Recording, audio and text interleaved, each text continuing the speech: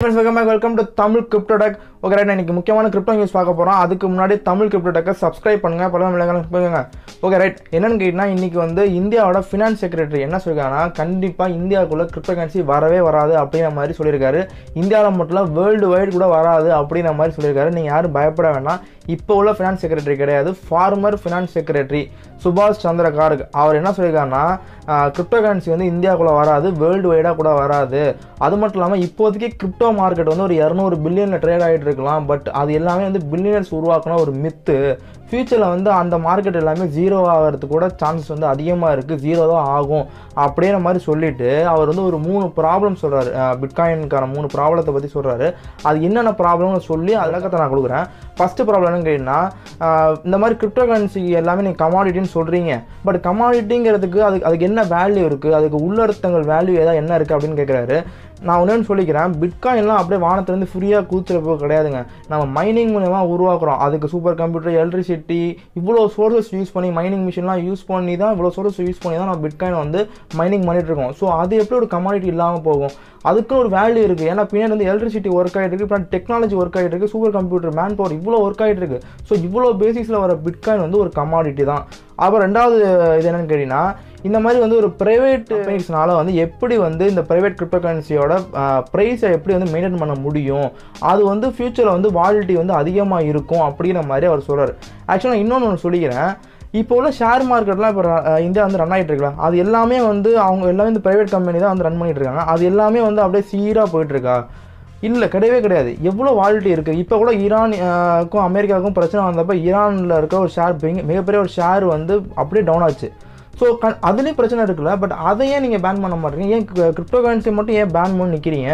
So அது என்னோட ரெண்டாவது கேள்வி இருக்குது. எல்லாத்துலேயும் இந்த வாலிட்டி இருக்க தான் செய்யும். கோல்டு, ஆயில், அதுக்கப்புறம் வந்து அசட், எல்லா அசட் பேஸ்டில் இருக்கும்போதும் கண்டிப்பாக இந்த வாலிட்டி இருக்க தான்.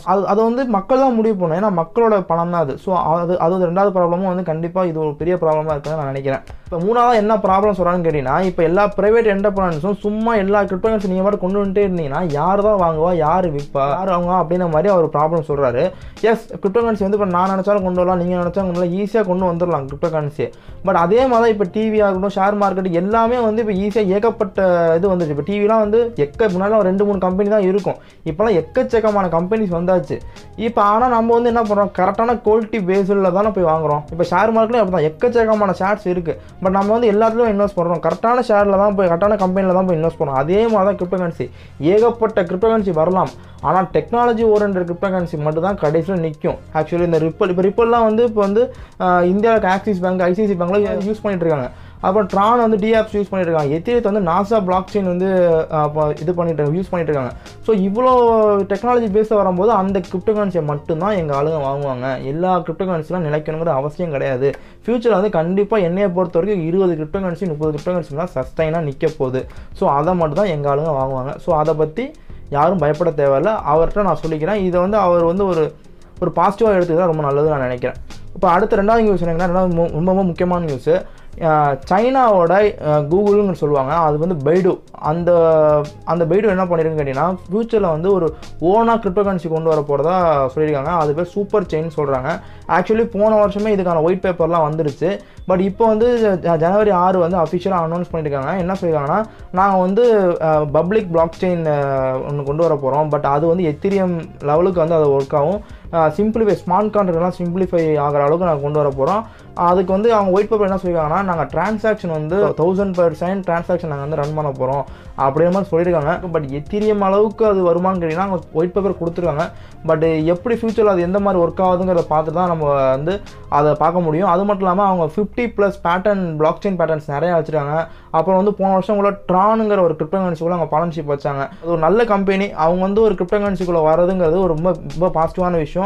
அடுத்த நியூஸ் என்னன்னு கேட்டிங்கன்னா இப்போ வந்து இந்த ஈரானில் வந்து இப்போ 24,000 பிட்காயின் வந்து ரன் ஆகிட்டு இருக்கா அப்படிங்கிற மாதிரி நிறையா ஒரு நியூஸ் வந்து பரவிட்டு இருக்கு. பட் ஆக்சுவலி வந்து அது உண்மை கிடையவே கிடையாதுங்க.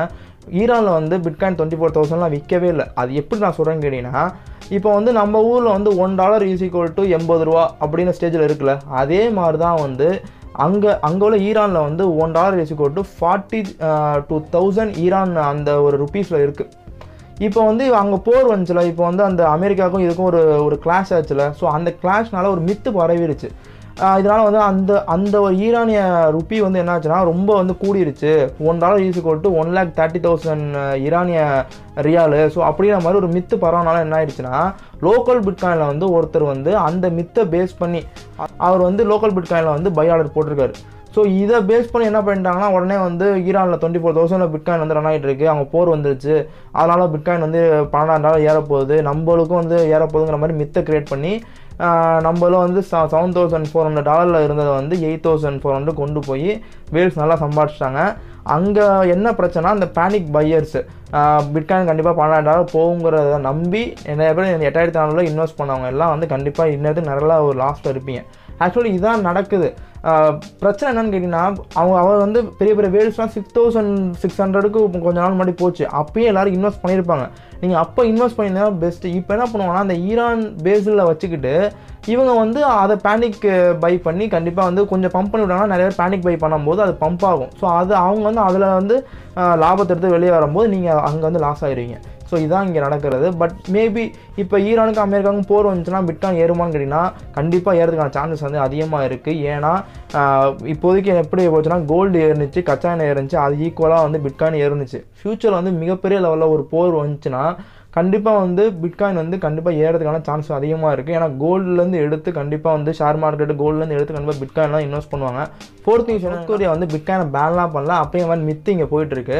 ஆக்சுவலி என்ன ஆச்சுன்னு கேட்டிங்கன்னா ஒரு 2 வருஷத்துக்கு முன்னாடி 2018 வந்து அந்த சவுத் கொரியா கவர்மெண்ட் வந்து நிறைய அந்த ஸ்கேம் வெப்சைட்டு அந்த மாதிரி பிட்காயின்லாம் வந்து ஒரு ரெஸ்ட்ரிக்ட் கொண்டு வந்தாங்க. நம்ம ஊரில் வந்து எப்படி நீங்கள் எல்லாம் டேக்ஸ் கட்டணும் அப்படின்னு கொண்டு வர மாதிரி அங்கே வந்து சவுத் கொரியா வந்து கொண்டு வந்தாங்க. ஸோ அதை வந்து இப்போ வந்து ஒரு கமிட்டி என்ன சொல்லி கேட்டிங்கன்னா நம்ம வந்து பிட்காயின் கிரிப்டோ கரன்சி எல்லாமே வந்து கண்டிப்பாக கொண்டு வரலாம், அதுக்கான லாபம் கொண்டு வரலாம், அது மட்டும் இல்லாமல் அந்த இன்ஸ்டிடியூஷன் இன்வெஸ்டர்ஸுக்கு எல்லாம் பிட்காயின் கிரிப்டோ கரன்சியை யூஸ் பண்ண வைக்கலாங்கிற மாதிரி அங்கே உள்ள ஒரு கமிட்டி வந்து ரிப்போர்ட் சப்மிட் பண்ணியிருக்கு. ஸோ அந்த ரிப்போர்ட்டை பேஸ் பண்ணி என்ன சொல்லியிருக்காங்கன்னா கண்டிப்பாக வந்து பிட்காயின் அண்ட் கிரிப்டோ கரன்சி அப்புறமேட் பியர் டு பியர் இது எல்லாத்தையும் கொண்டு வரலாங்கிற மாதிரி தான் அங்கே இருக்க சவுத் கொரியன் கவர்மெண்ட் வந்து சொல்லியிருக்கு. பிட்காயின் வந்து பேனே கிடையாது. ஸோ யாரும் பேனிக் ஆகிட வேண்டாம். அவ்வளோதான் கைஸ், இந்த வீடியோ முடிஞ்சிடுச்சு. நான் அடுத்த வீடியோ வந்து பிட்காயின் டீகேட்னு ஒரு வீடியோ பண்ண போகிறேன், நல்லாயிருக்கும்னு நம்புகிறேன். ஸோ வெயிட் பண்ணுங்கள். இந்த வீடியோ பிடிச்சா லைக் பண்ணுங்கள், ஷேர் பண்ணுங்கள், தமிழ் கிரிப்டோ டெக்கை சப்ஸ்கிரைப் பண்ணுங்கள். 1.4லேயே நிற்கிது, அப்படியே முக்கிட்டு நிற்கிது. ஸோ 1.2K கொண்டு வரணும், எப்போ போகிறது? சப்ஸ்கிரைப் பண்ணுங்கள். Okay guys.